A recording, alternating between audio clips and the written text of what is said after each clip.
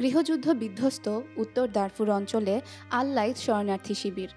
গত ডিসেম্বর থেকে স্ত্রী ও 5 সন্তানকে নিয়ে এই শিবিরে ঠাঁই নিয়েছেন আকুক।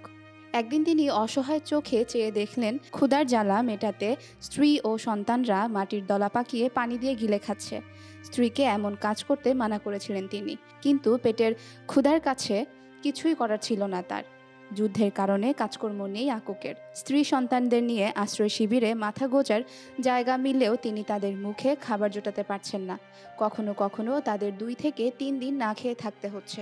বলছিলাম ভয়াবহ মানবিক বিপর্যয়ে জর্জরিত সুদানের কথা। দেশটিতে খাবার নেই, পানি নেই, কিছুটা মজুদ খাবার থাকলেও সে খাবার কেনার টাকাও নেই। চরম সংকটে নাজেহাল দেশটিতে কমে গেছে ত্রাণ সরবরাহ। সব মিলিয়ে চরম সীমায় পৌঁছে গেছে দুর্ভিক্ষ। ক্ষুধার জ্বালা সহ্য করতে না পেরে ঘাস খাচ্ছেন দেশটির বাসিন্দারা, এমনকি বাদামের খোসা খেয়েও জীবন ধারণ করছেন তারা। জাতিসংঘের খাদ্য বিষয়ক সংস্থা ওয়ার্ল্ড ফুড প্রোগ্রাম বা WFPর আশঙ্কা সুদানে অনাহারে বহু মানুষের মৃত্যু হতে পারে।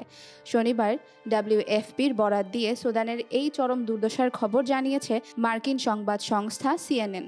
গত বছরের এপ্রিল থেকে সুদানে সেনাবাহিনী ও আধা সামরিক বাহিনী র্যাপিড সাপোর্ট ফোর্সের মধ্যে লড়াই ছড়িয়ে পড়ে। সংঘাত কবলিত দেশটি এখন ক্ষুধা আর অনাহারের প্রতিচ্ছবি হয়ে উঠেছে। হাজারো মানুষের মৃত্যু, দুর্ভোগ, অনাহারের করুণ দৃশ্য সেনাবাহিনী ও RSFকে তাদের ক্ষমতার লড়াই থেকে টলাতে পারেনি। যুদ্ধের কারণে দেশটির কৃষি উৎপাদন 78% কমে গেছে। 2 সপ্তাহ আগে বেড়ে যাওয়া সংঘাতে এল ফাশের ও আশেপাশে 43 জন নিহত হয়েছেন। পশ্চিম এল ফাশেরে 1 ডজনেরও বেশি গ্রামে হামলা চালানো হয়েছে।